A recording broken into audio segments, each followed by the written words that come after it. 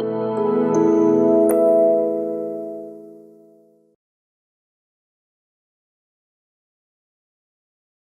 the shir today will be regarding the second parsha of Kriya Shema, which we say every single day, at least 3 times a day. So, regarding the second parsha of Kriya Shema, there is a vart that it says in Maimorim of Chassidus in many places. The Alter Rebbe says it also in a Maimor, that in both parshas it talks about the mitzvah of learning Torah and the mitzvah of putting on tefillin, but in the opposite order. In the first parsha it says first V'shinantam levanecha. Afterwards it says that kshartam lo yisrayedecha. In the second parsha it's the opposite order. First it says v'limadatem, that you should learn Torah, and afterwards it says ukshartam lo yisrayedechem, that you should put on the tefillin. What's the reason for changing the order of the second parsha, the opposite of the first parsha? That's the famous question. Huh? So first we developed and then we showed.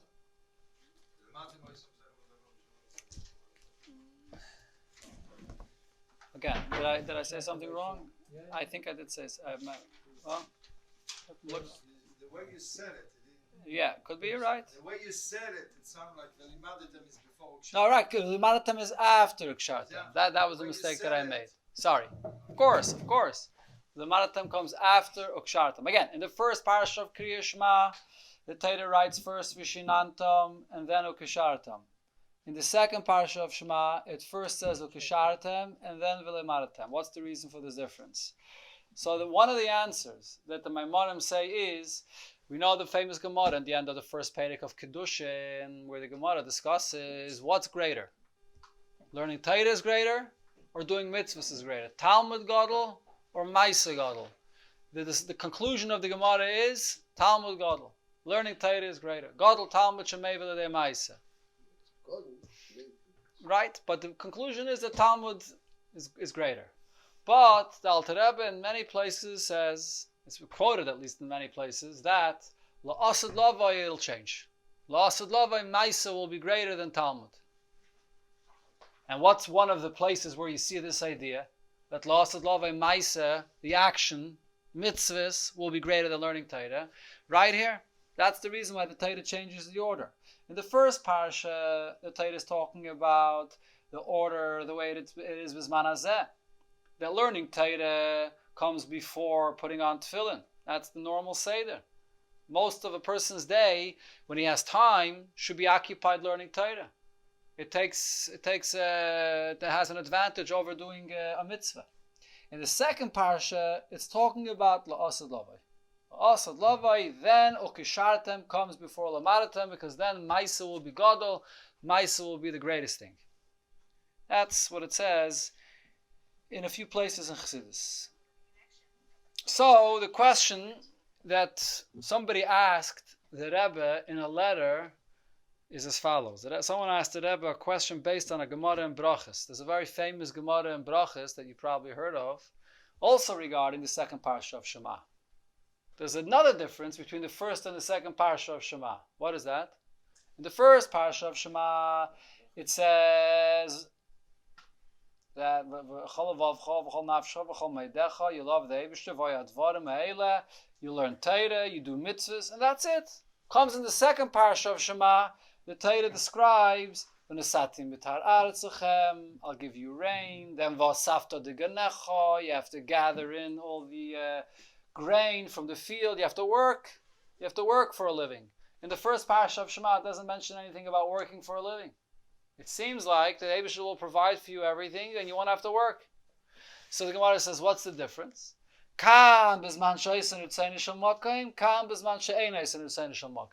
the first parsha of Shema, it's referring to Yidden when they are fulfilling what Hashem wishes, what Hashem commands. So when Yidden do what Hashem commands and they don't have to work.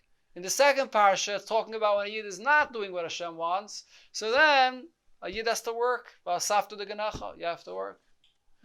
So the Marsha, the Mefarshim asked the question, what do you mean? How could you say in the second parsha the Yidden are not listening to the Eibishter's command? It says, Vayim Shemaya. the parsha begins. Vayim shemaya tishmo, you will listen. So you are listening. And the answer that the Marsha, that it says in Chassidus, it's brought in the name of the Mezritcha Magid, is the first parsha of Shema, it says, B'chol avavcha, v'chol nafshecha, u'v'chol maidecha. Adds that you serve the Eibishter not only with all your heart and with all your soul, but also b'chol maidecha. In the second parsha, it says, B'chol avavchem, v'chol nafshechem, and it does not say b'chol ma'oidchem. So if you're not serving the Eibishter b'chol ma'oidchem, that's considered to be ein oisen etzayin shalmakim. Okay?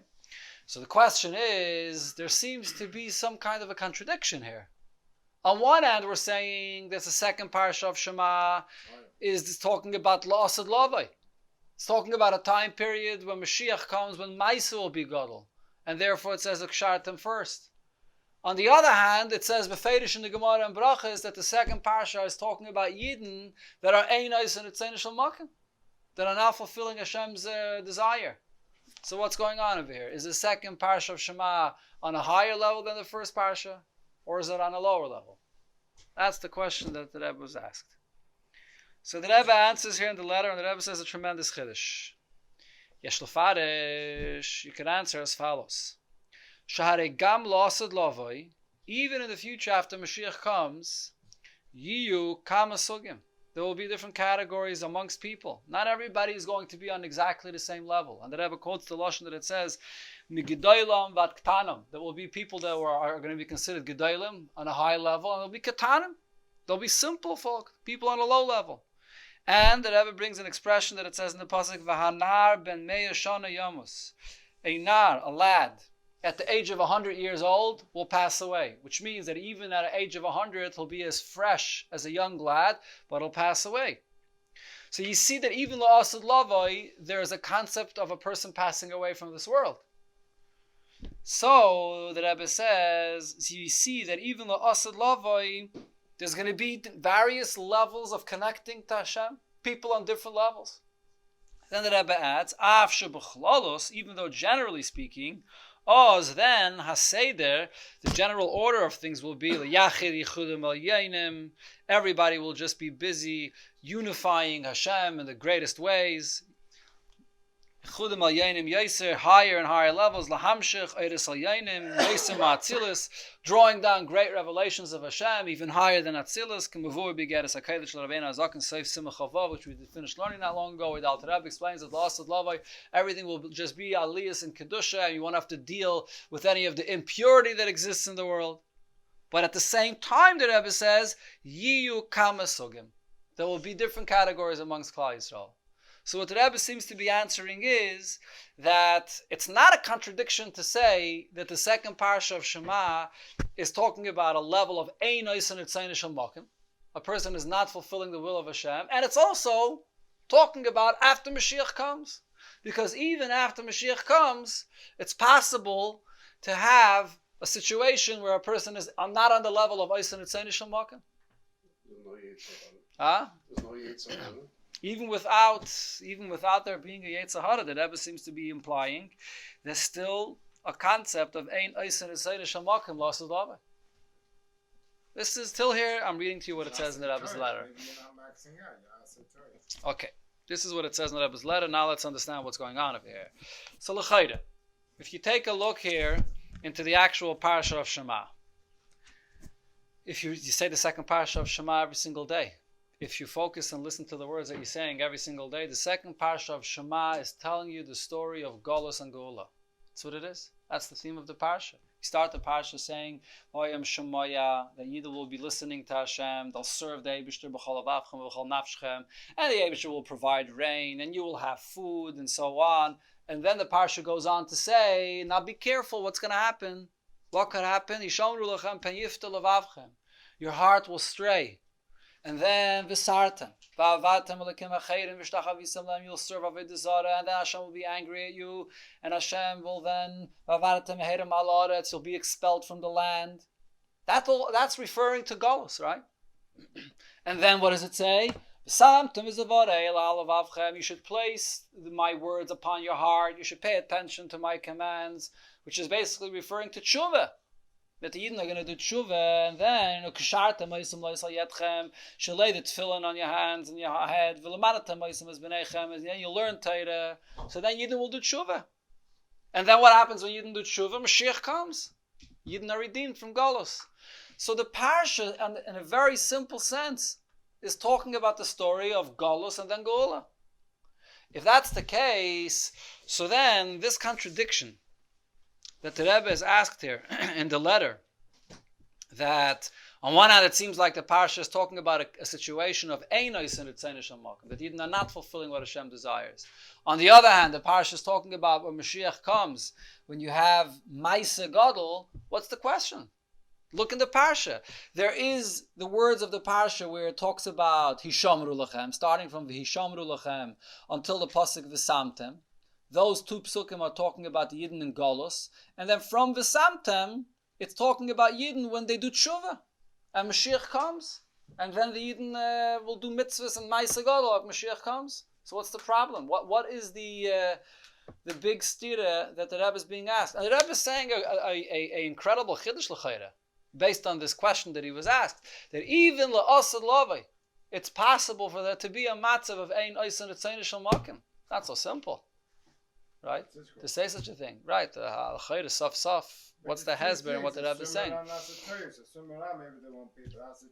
Okay, so we'll get to that. I'll explain soon exactly if we have time today to see what the pshat and what the Rebbe means. But first, on a very simple level, if you take a look at the parsha of Kriyashmi, you say this every single day. If you focus and you see, you're talking about Golus and Geula. That's what you're talking about, and it's very clear to see. So what's the big question that the Rebbe is answering over here? Right, it's very, very simple. Right? Okay, so let's start with the Gemara in Brachas. Let's start with the Gemara in Brachas itself. That's the source of this whole Inyan, where the Gemara is the one that makes this distinction. There's Eisun Etzayin Shel Makim, and there's Ein Eisun Etzayin Shel Makim, right? That Gemara in Brachas there is coming in a continuation to a discussion regarding Rab Shimon ben Yochai. What happened over there? The Gemara says the famous story of Rab Shimon ben Yochai that saw people that were working in the field. And Rab Shimon ben Yochai did not like what he was seeing. Rab Shimon ben Yochai didn't like seeing Yidden working out in the field. So the question the Gemara asks is, people have to live. People have to have food. How are they going to survive without eating? So Rab Shimon ben Yochai says, but if they're going to work in the field, if they're going to work malach in the field, then when are they going to learn Torah? Right, so behemshich to that, the Gemara brings that Rab Shimon ben Yochai's opinion was that if Yidden are Eisen Etzayin Shel Makim, if you do what Hashem desires, then Hashem will provide for you. You don't have to go out to work in the field. And that was the level that Rab Shimon ben Yochai himself was on, and that was the level that Rab Shimon ben Yochai was expecting that people should be on. Why are you out in the field? A Yid doesn't belong out in the field. A Yid should be Eisen Etzayin Shel Makim. Yeah, and there's no reason for a Yid to work at all, right? So, but most people are not on the level of Rab Shimon ben Yochai, and therefore they can't achieve this. Bizman hazeh, they have to work. So the first point over here is, you see from the Gemara that the level of Eisen Ritzayin Shel Makim is possible to achieve even Bizman hazeh, right? A person like Rab Shimon ben Yochai was expecting that people should be on this level. So if he was expecting it, it means that it's possible. True, it's not for the masses. Most people cannot reach this level, but it's possible to reach Eisen Ritzayin Shel Makim even Bizman hazeh. Rab Shimon ben Yochai reached it. If so, from the Gemara you also see l'chayra the opposite. The point that the Rebbe makes in the letter, that even la'asad lavai, it's possible for there to be ein Eisen Ritzayin Shel Makim. It's also the same thing la'asad lavai. La'asad lavai, Yidden in general will be on a level of Eisen Ritzayin Shel Makim. It'll be a time period where there will be tremendous revelations, and Yidden will be on the level of Eisen Ritzayin Shel Makim. But it is possible that even la'asad lavai, there will be individuals that will be in a level of ein Eisen Ritzayin Shel Makim. That's the first point, right? So this idea of ein Eisen Ritzayin Shel Makim is not necessarily connected to Golus and Geula. Even during the Zman HaGolus, there could be individuals that are Eisen Ritzayin Shel Makim on a very high level. They're living like with Moshiach, even while they're still in Golus. It says regarding Rab Shimon ben Yochai that regarding himself, he didn't experience the Galus at all. The whole Churban Abayis for Rab Shimon ben Yochai was non-existent. He was living with Moshiach. Okay, there's a lot of different stories about this idea. Mendel Haradaka, that had to open the window to see if Mashiach came, because in his room it was the Aver of Mashiach. And so it's the same thing also the other way around. Right, the Aver of Gan Eden. So it's the same thing also the other way around, that La'asad Lavai, the Rebbe is saying, if you look at the Gemara is not saying Eisen Yitzeni Shamakim is La'asad Lavai, and Ein Eisen Yitzeni Shamakim is Manazeh. Even La'asad Lavai, it's Shaykh and in of Ein Eisen Yitzeni Shamakim. Okay? So if so, how do we learn Pshat over here and what it says in the second parasha of Shema? So the parasha is describing, see here's the thing. You look into the parasha, there's really two different stages. Because, as I mentioned before, there's the vart of the Magid, that what does Ein Eisen Ritzayin Shalmakim mean? Ein Eisen Ritzayin Shalmakim means, and the person is serving Hashem. B'chol levavchem u'b'chol nafshechem. But he's lacking b'chol ma'oitchem. Just because he's lacking b'chol ma'oitchem, that's called Ein Eisen Ritzayin Shalmakim, right? But then you look weiter in the parsha, that's not exactly what it says. It says, Hishamru lachem pen yiftu levavchem v'sartem v'avatem l'kem acherim v'shtachavisem lem. It's talking about a person bowing down to Avodah Zarah. V'chorav Hashem b'chem. The Eibush gets angry at the person. So we're talking about something that's much lower than just the lack of Ein Eisen Ritzayin Shamakim, because it doesn't say b'chol ma'oitchem. So even in the first half of the parsha of Ahayim Shemaya, there are two chalakim, there are two parts. It starts off saying that you are listening to Hashem. You're listening. But not b'chol ma'oitchem. That b'chol ma'oitchem is lacking. So then the parsha goes on to say, when you lack b'chol ma'oitchem, that could eventually lead to a person going astray, even coming to the point where he serves Avodah Zarah. So it's two different things. So when the Rebbe says that the idea of Ein Eisen Ritzayin Shamakim is Shaykh, even La'asad Lavai, obviously the Rebbe is not talking about when it says in the parsha Yishamru lachem, that a person should not serve Avodah Zarah. Serving Avodah Zarah, that's not a level that it's shaykh b'chlal to exist. La'asad lavai, after Mashiach comes, it's ruach hatom avim and haaretz. The idea of Ein Eisen Ritzayin Shamakim to a very subtle degree, where a person is serving the Eibush b'chol avavchem and b'chol nafshchem, and he's lacking the level of b'chol ma'oitchem, that's something that's possible that it should happen La'asad lavai. That's what we're talking about over here. So the b'chol avavchem. So the way you read this parsha is b'chol avavchem v'chol nafshechem. So it's Ein Eisen Ritzayin Shamakim, and then the entire parsha from the first pasuk to the last pasuk is talking about Ein Eisen Ritzayin Shamakim. The whole parsha, including when it says later that Moshiach will come and Yidden will do tshuva. It's all talking about Ein Eisen Ritzayin Shamakim. But there are various levels of Ein Eisen Ritzayin Shamakim. There's Ein Eisen Ritzayin Shamakim literally when a person is chas v'shalom serving Avodah Zarah. And there's Ein Eisen Ritzayin Shamakim on a much higher level, that he's just lacking the b'chol ma'oitchem. And that's the idea of Ein Eisen Ritzayin Shamakim that's shaykh La'asad lavai. So here, if this is pshat, this is l'chayda what the Rebbe is saying here.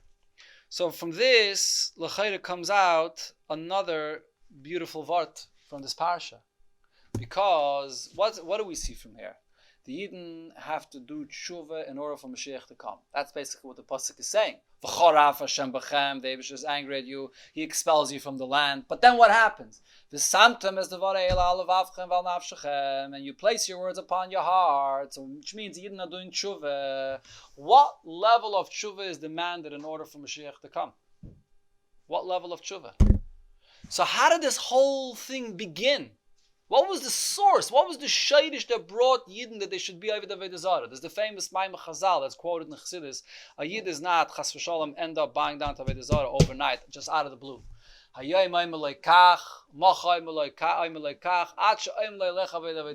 Yitzhahara gets a finger into the door and he tells the person one small thing, another thing, and he builds up his yeshes and he builds it up and slowly until he can get him to bow down to Avodah Zarah. It's the same thing here. The root cause of what happened when a Yid ends up in Galos, it all started because of B'chol Avavchem and B'chol Nafshechem, and he said, that's it, don't push me beyond my limits. B'chol Ma'oitchem is too much for me. B'chol ma'idchem, as Chassidus teaches, when a person is ready to go opposite his nature, beyond his limits, to serve Hashem, even when it's tough, and even when he has to go against, break himself. So the person says, B'chol avavchem, B'chol nafshchem is more than enough, not B'chol ma'idchem. Because he's lacking that b'chol ma'idchem, that's the root cause of the entire deterioration that happens afterwards, that the person ends up serving Avodah Zarah. So now, maybe you would expect, so in order for the tshuva to be a proper tshuva, that you should be zeicha, that Moshiach should come, what do you need? B'chol ma'idchem. You have to address the cause of what happened over here. The person was lacking b'chol ma'idchem. He has to do tshuva and be ready to serve Hashem with all his might beyond his nature. So the pasuk tells you, no. Samtem is devarei eila alavavchem val nafshechem. As long as the yid does a basic level of tshuva, just b'chol avavchem and b'chol nafshechem, and he still may be on the level of einais and etzayin shel makom. Because just like in the beginning of the parsha it says b'chol avavchem b'chol nafshchem, over here it also only says al avavchem val nafshchem. It doesn't say b'chol ma'idchem here. Still, a yid does a basic tshuva, Mashiach will come. That's enough for Mashiach to come. You don't have to have a tshuva gedayla, a tshuva ilah, tremendous tshuva that he's on the level of Eisen Etzayin Shel Makom in order for Mashiach to come. That's what the parsha is saying here. The Rebbe, on different occasions, said this inyan. When the Rebbe spoke about the famous Lashon Rambam, that Kimchi Yisrael Oisen Tshuva Miyad Heina Golan, that Mashiach is waiting for Yidden to do tshuva, and when the Yidden do tshuva, Mashiach immediately comes and redeems the Yidden. It's a machlekes in the Gemara, whether the arrival of Mashiach is dependent on tshuva or not, or Mashiach comes even without tshuva. The Rambam paskins, you didn't have to do tshuva. So the Rebbe said more than on one occasion that even though the Rambam Taka says they didn't have to do tshuva, but it doesn't mean that every single yid has to do a tshuva shleiman gedayla, tshuva law mamish. As long as a yid has a hitter tshuva, that itself is enough to qualify for what the Rambam says, Yisrael Leis Tshuva. So, what's the source of this? So, l'chayri, you see over here in the parsha that we say every day, the Aveda starts, the issue starts with the lack of b'chol ma'idchem. And then in the tshuva, it just says, v'samtem is devarei eila alavavchem val nafshchem, and it doesn't say that you have to have the b'chol ma'idcha. So, therefore, a basic tshuva is enough that Mashiach should come. That's a Meir de Gevar that comes out from what the Rebbe is saying over here, that it's possible that even lost love, this should be the idea of Einais and Etzayin Shel Makom. So that's the point over here. The Rebbe is not ready to take this parsha of Shema and cut it into two. The first half is talking about Einais and Etzayin Shel Makom. The second half is talking about Eis and Etzayin Shel Makom. Because Mashiach came. Eis and Etzayin Shel Makom. The Rebbe says no. The entire parsha, there's a lashon that the Alter Rebbe says in Lekutei Torah. I wrote it down somewhere over here, but the Alter Rebbe says in Lekutei Torah a lashon that in the entire second parsha of Shema it doesn't mention the lashon b'chol ma'idchem. Not in the beginning, not in the end. Even when it talks about the tshuva of the Yidden, it doesn't ever mention Eis and Etzayin Shel Makom. It doesn't mention b'chol ma'idchem. So therefore the Rebbe says the entire parsha is talking about Eis and Etzayin Shel Makom. Ein Eis and Etzayin Shel Makom.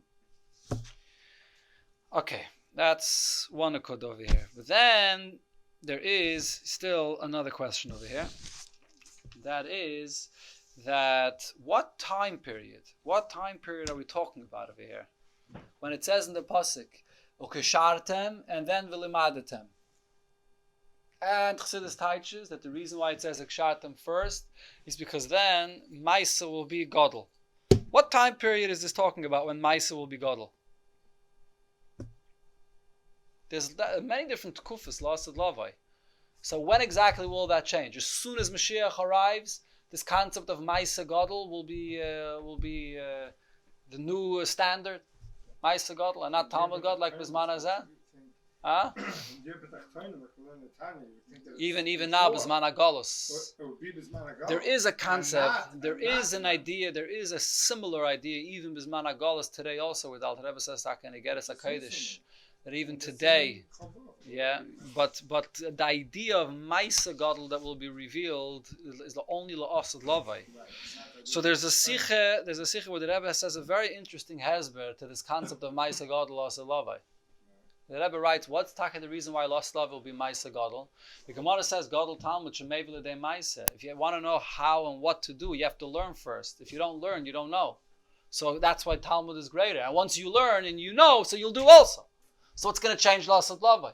So the Rebbe brings the famous Medrash that says that Lasad Lavai, if a person is going to try to pick a te'ena from the tree on Shabbos, the Shabbos itself, the tree itself will tell him that it's Shabbos today, you're not allowed to pick the te'ena. Which means so the Rebbe says that this doesn't only mean this specific example, but it means that Lasad Lavai, anything that will be forbidden, it'll be something that the person will feel, will sense right away, automatically, that this is an Aveda. How can I do such a thing? The Rebbe, the Lashon... Yeah, of course, for sure. 1 second, the Rebbe here says, the Lashon the Sikh is that in this time period, when Moshiach comes, that when the Darfen ankommen zu limud Hilchos Shabbos. So, for example, you won't have to learn any Hilchos Shabbos. Why not? Kedei to das Zumenei sein, in order not to be Machal Shabbos. Al derech, for example, we have Pitzel Kind, steckt nicht rein sein Hand in fire. Even a little child, you have to teach him that he shouldn't put his hand into fire. He gets close to the fire, it's boiling hot, he doesn't put his hand into fire. Und a behemoth springt nicht rein in fire. Even a behemoth doesn't jump into the fire.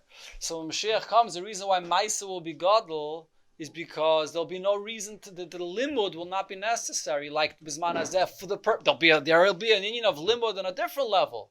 But the Gadol Talmud Shemei V'Ledei Maisa, that won't be necessary. So here we're talking about a time period, a much later Tkufa in Yemaisa Mashiach, when Maisa will be Gadol on this level. That even a child will be margish, will sense this automatically. So the question is, and even in that time period, it's still shayach for there to be ein oisner etzayin shel makom, even on a subtle degree. But it's a very interesting chiddush. Okay, continue next week in Mitzvos.